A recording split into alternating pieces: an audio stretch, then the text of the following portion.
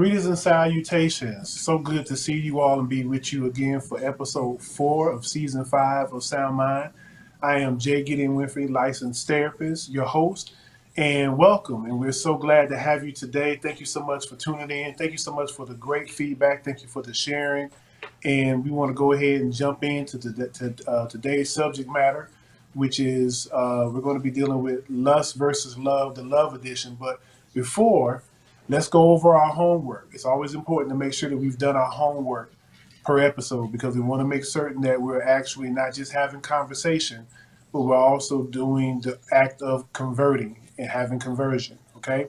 Now, in episode 3, when we talked about the lust aspect of lust versus love, we talked about the 7 characteristics of lust. We also talked about what the definition of lust was. Okay. So very quickly, the 7 characteristics of lust that we spoke of was impulsiveness, recklessness, being selfish, living in the moment, being impossible to feel, chaotic, and just having something to do. Those were the 7 characteristics.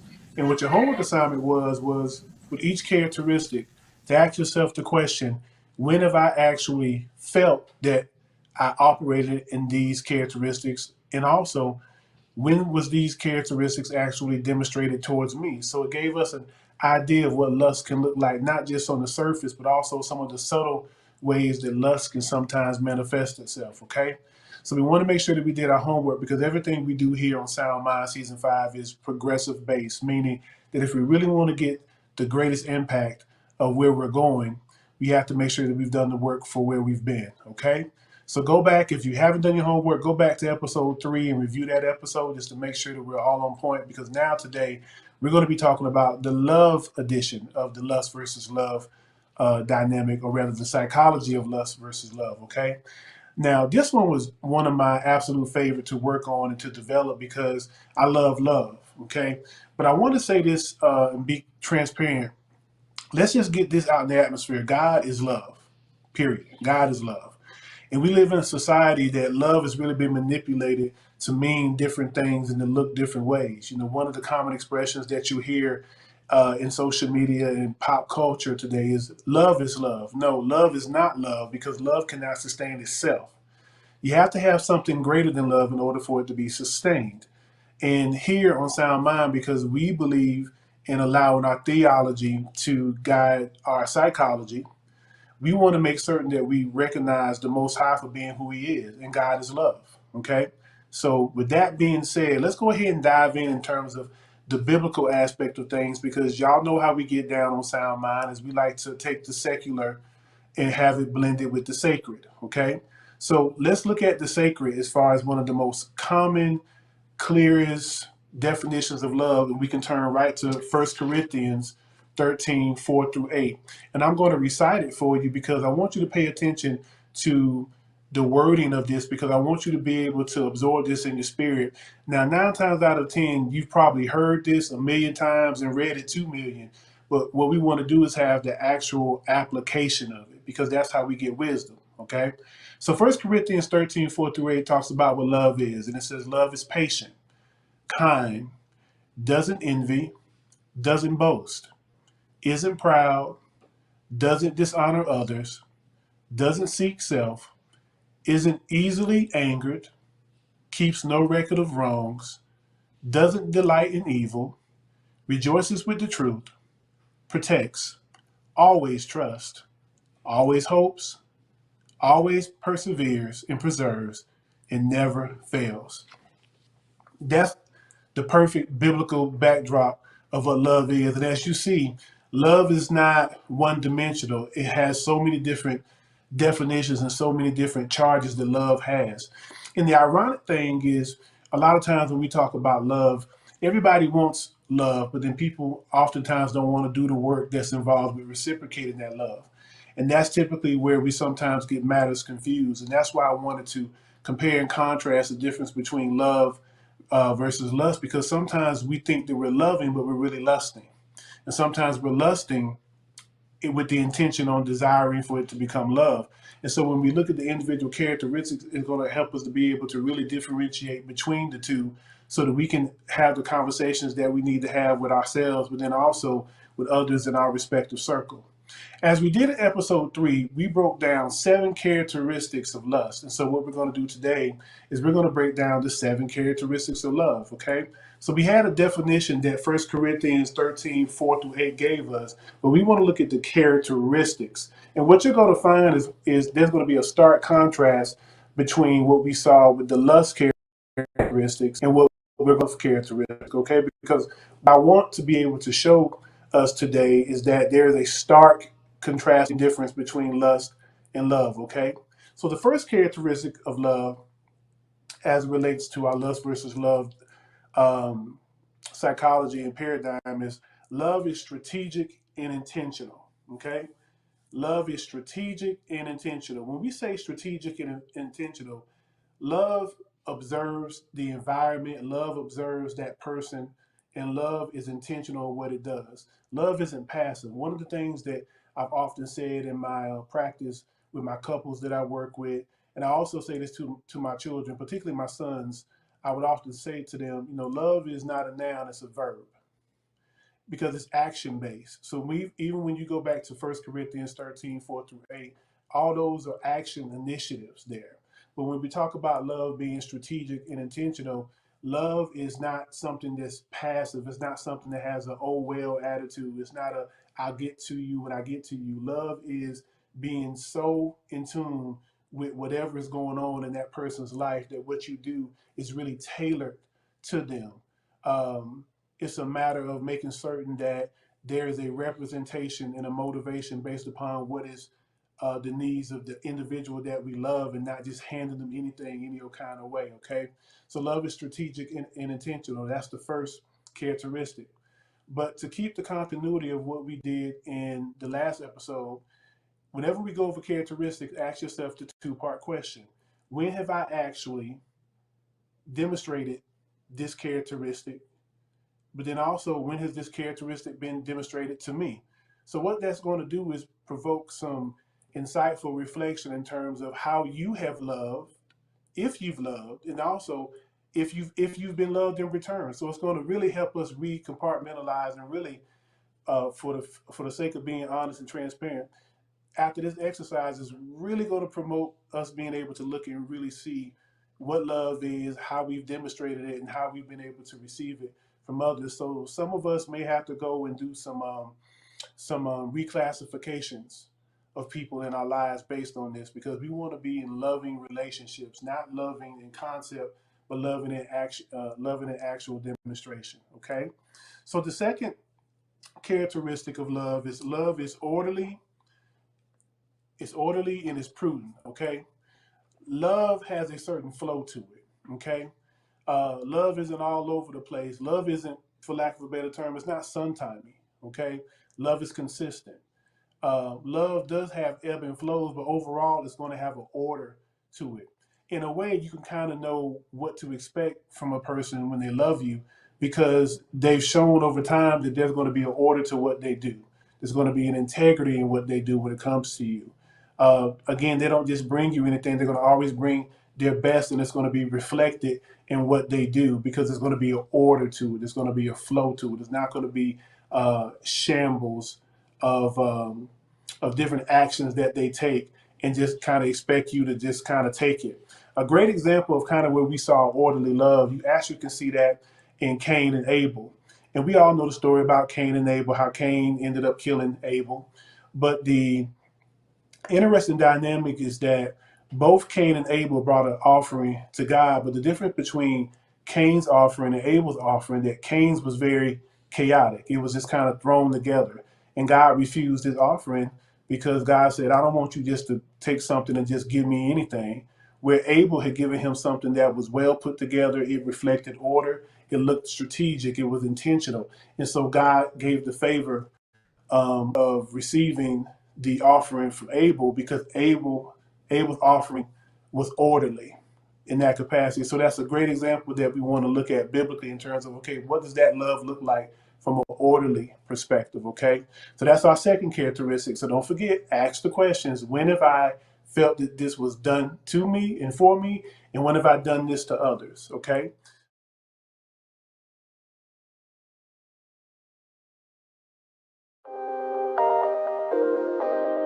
Every discipline starts with creating a habit. Find a plan that works for you. I know you can put a reminder in your phone, call so and so in 30 days.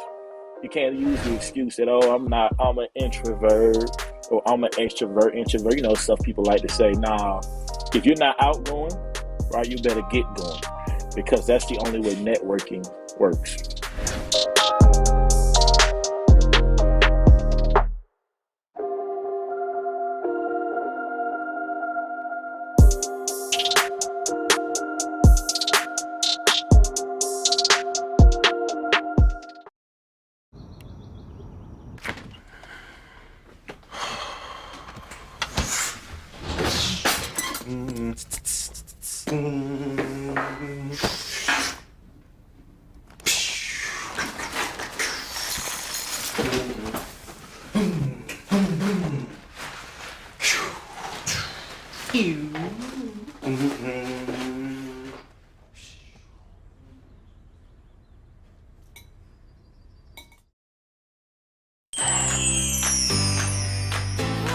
We are still talking all about the season of fall. Hey, Miss Cam. Hey, Miss Cam.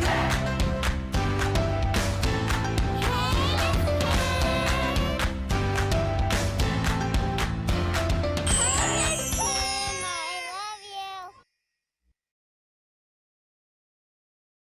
Characteristic number 3, love is considerate and generous, okay? Love is always looking to answer whatever the need is of whoever the receiving party is. I was reading in my research the other night just about marriage and relationships, and I saw something that was so moving that I had to literally take my glasses off and kind of lean my head back because the writer had said, love answers the love of another. And that was so powerful because that was saying that love is always being considerate. It is always taking the other person in mind without them having to ask for it. A lot of times when we think of love, we want someone to be mindful of us and to be considerate, to make us feel as if we are a factor and that we matter without it having to be asked. So often in my sessions and a lot of times in my marriage and relationship counseling, I see that one of the biggest struggles is people feel as if their mate is inconsiderate. They feel as if their mate just takes them for granted, as if they're just there and they'll kind of get to them, and it's not really a priority. So oftentimes when people express therapy were loved by my mate, it often comes down to a matter of just simple consideration and simple acts of being generous. How can we show generosity and consideration? How do we spend our time? What type of sacrifices do we make? That's a major, major aspect of love that's right there with consideration is sacrifice as well. So look at the kind of sacrifices that people make for you. Look at the kind of sacrifices that you make for others. And so when you look at this dynamic, again, you want to look at these characteristics and see when have we experienced it, but then also when have we given it to others as well. The fourth characteristic is love has momentum to it because it's ongoing, okay? I read something that I tell my couples often because people, from a pop culture perspective, you hear people often say how you that you date to marry, and I said no, I want to challenge that perspective. You don't date to marry, you marry to date, because when you're talking about marriage and relationship satisfaction, that momentum is so important. You want things to be ongoing. You want your communications to be ongoing. You want your considerations to be ongoing. You want to make certain that year 15 looks just like year one, just minus some of the issues you may have had as you all were kind of onboarding together and learning how to walk together. But there should be an ongoing momentum. There should just be a motion that propels you forward. That you look forward to your conversations. You look forward to those times that you spend together, and making certain that that preservation of that space is so important when you talk about a momentum and having an ongoing love experience. And that's very important. Now, this isn't just applicable to romantic relationships. This is for any relationship where you say, I love my brother, I love my sister, I love my uncle. There has to be a momentum and an ongoing charge that's maintained in that in order to make certain that that love has the ability to keep that motion moving forward and to make certain that people just feel as if they matter, because that's ultimately what it comes down to is, do we feel as if we matter? Do we make people feel as if they matter? Do people feel as if they're just something that has to be scheduled into our lives and scheduled for convenience in that capacity? So that momentum is so critical, and we want to make sure that we maintain that in an ongoing way. The next characteristic is love is fulfilling. Okay. Now, when we say fulfilling, what we're basically saying with this characteristic is that love in and of itself is more than enough to sustain. Okay. I want to talk about kind of the opposite of that, just to give us a better understanding of the power of how love is charged to be fulfilling. Because on the lust side, we talked about how the characteristic of lust is it's impossible to feel. Okay. Meaning that no matter how much you do, it's just not enough. Now, I want to be very careful to tread lightly on this, because a lot of what defines something being enough is just a matter of having a conversation. And that's something that's very important to have. When anybody that you love, you should be having constant and frequent ongoing communication. And a lot of time with the couples that I work with, I have to help them recondition their minds to not take for granted that, you've been together for however long you've been together, or the fact that you're in the same home, because you can just get caught up in going through the motions and the ebb and flow of just being in the same space, but you're not emotionally in the same place. And that takes, being intentional and making certain that we're always checking in with each other to see that each person is fulfilled. One of the things that I always propose is just asking the questions. This is something that I propose to my married couples. I practice this in my own marriage. Just making it a point to, on a regular basis, just ask, how are you? How are we? Is there anything you need from me? Is there anything that I can do better? Are you getting all of your needs met? Are your wants met? And those are some very adult questions to ask. And my hope and prayer is that each relationship has the emotional maturity to be able to receive the answers without taking it personal. But that, again, that's a part of the love definition that we heard in 1 Corinthians 13, 4 through 8, when it talks about how love doesn't keep record of wrong, and that it doesn't delight in evil, nor does it rejoices in, that it rejoices in truth as well. So these are the things that we want to look at and be mindful of as far as the characteristics, and definitely that definition of love that we spoke of earlier. The next characteristic of love, number 6, is peaceful. Love is peaceful. One of the most peaceful experiences you can ever have is when there is a true, authentic love that's in place. It causes you to just have a certain relaxation, even when situations may be troublesome and maybe you just kind of hit a rough patch. It's just that peace of knowing that someone is equally invested in this space as you are. And with that peacefulness, it allows us to be settled. It allows us to look at that particular relationship as a refuge of sorts. It's the one thing that we want to run to. And it's the one thing that we want to be taken. We want to take into consideration regarding how much are we a refuge for.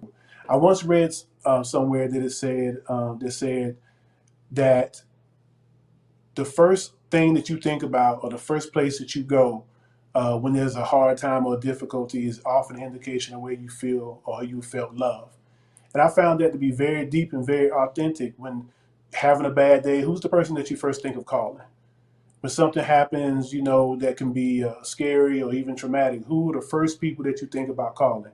And that is an indication of either where you have felt love, or where you, or indication of a place where you actually feel as if you've had a connection of love to them.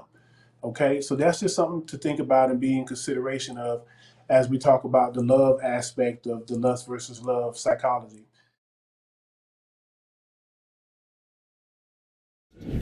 Well, look, you might not be popular, but my favorite character is Celestial, because So one of the quotes that I wrote down in the book that kind of stood out to me was, "Love is the enemy of sound judgment." She seemed like a very needy woman. And I can't even respect Andre because how do you prey on your friend's wife while he's incarcerated? Like, I just can't get with that. And maybe I got too invested in the book, that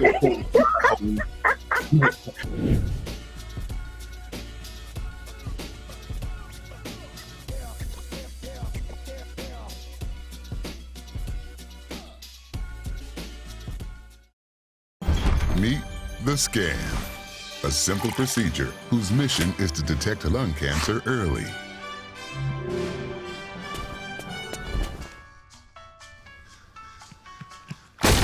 I'm here to save you! But I feel fine. That's great, but you may still be at high risk for lung cancer. Oh man, that's a new fence. If you smoke, early detection could save your life. Learn more at savedbythescan.org. What's up, y'all? It's your boy Jermaine, Dolly, Mr. Hello, Dolly himself, and guess what? You're tuned in to Tea and Worship with my homies, Mignon and Corey. Keep it out, y'all.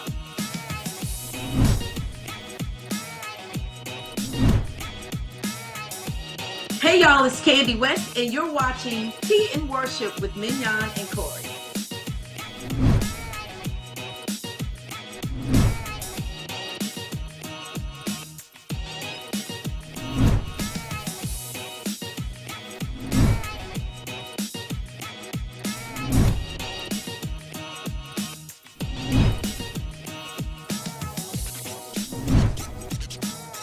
It's your boy James Fortune, and you are watching my favorite news show, Tea and Worship, with my sis Mignon and Corey.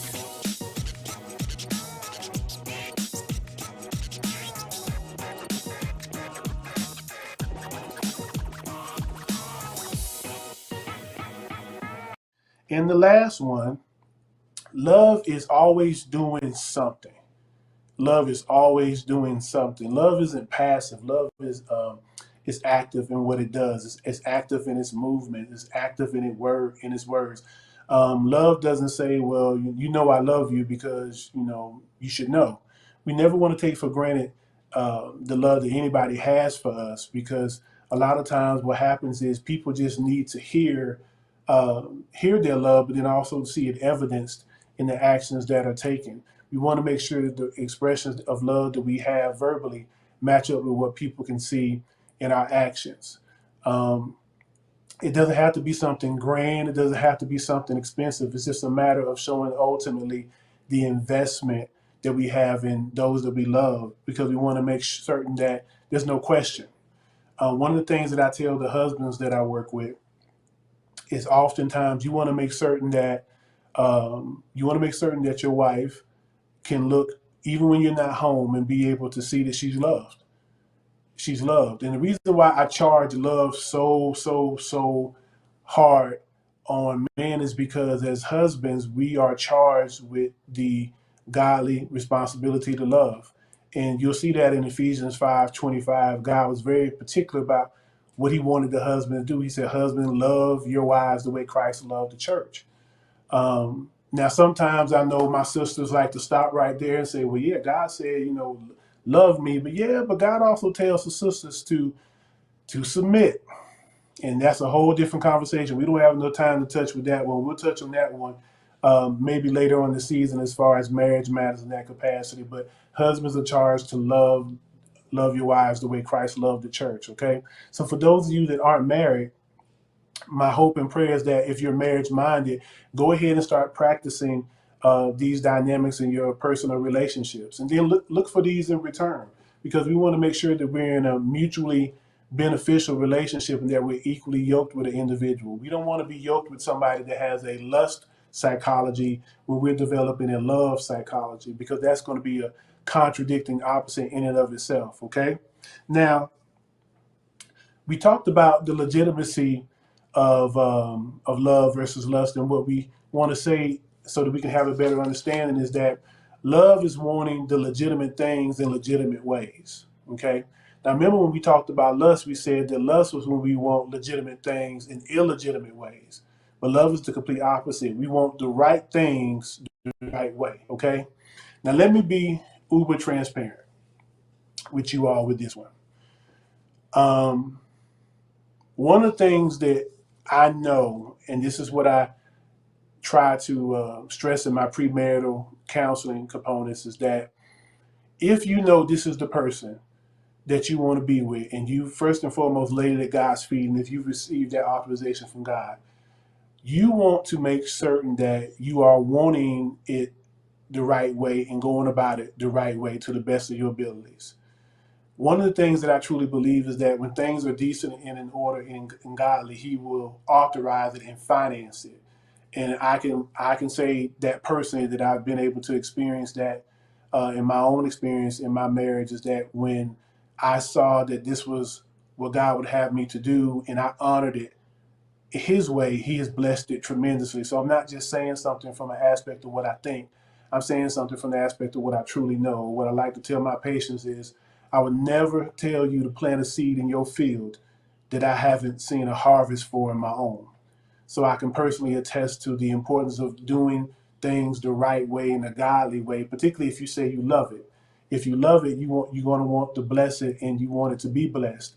But you can't say that you love something and you're going to compromise it. So that speaks volumes in terms of the integrity of our relationships. How do we handle disagreements? How can we say we love someone, but then the first time there's signs of trouble, we're turning outward? We're turning away from that person. That's not what love does. Lust does that because lust is just based on the moment. We talked about that characteristic. Love is just based on in the moment. And once that moment is gone, then lust kind of goes on about its business. So it's important to keep that in capacity when it comes to love and understanding that, again, love is wanting the legitimate things in the legitimate ways, and love is wanting the right things the right way. Love says, I want ongoing momentum, not just a moment. When we talked about lust, remember we said how lust just wants the moment. Love says, I want ongoing momentum. I want to be able to build and continue and keep emotion going. It's going to improve us and elevate us on an ongoing basis. So when you look at the differences between lust versus love in the psychology, then we have some real sincere conversations that we really have to have with ourselves, because once you get the information, you're accountable for the information. So it's not just something to have a casual attitude towards. This is something that I really want us to take into consideration. Looking at our relationships, if you're currently involved in a relationship, any kind, if it's a friendship, if it's a romantic relationship, is it really based on love in the biblical definition as well as with the characteristics? Is it chaotic? If it's chaotic, that's a demonstration of lust. If it's orderly, then this is a characteristic of love. So there's contrast here for us to compare and look at and really have some adult conversations with ourselves, because now that we have the information, if we continue to move forward in the way that we have, and whatever the situations may yield or whatever the consequences, it's kind of hard to blame somebody else when we had the information, but we just didn't have the activation that we needed because we were hesitant for whatever reasons. So it's important to be able to take this information and be able to pray over it, ask God to show you throughout the process, and He will. He will.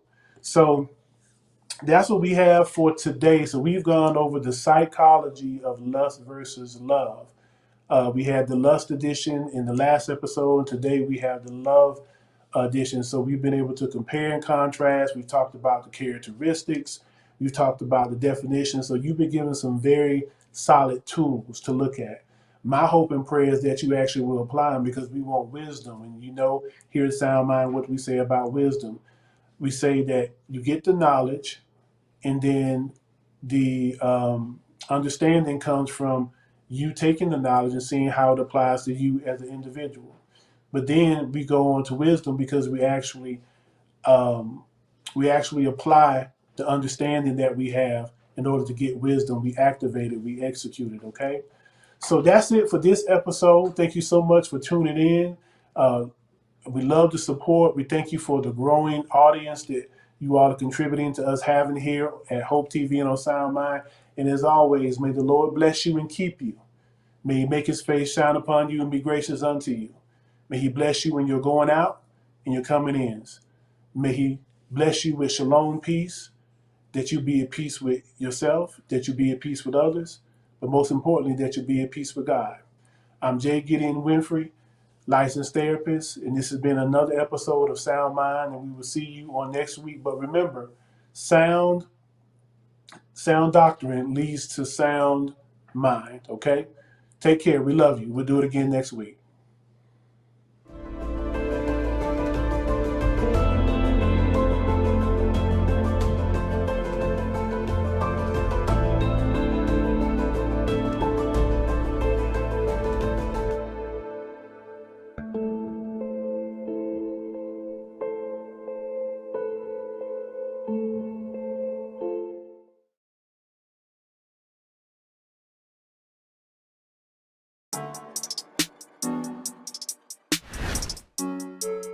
Why do you think these men don't want to get married?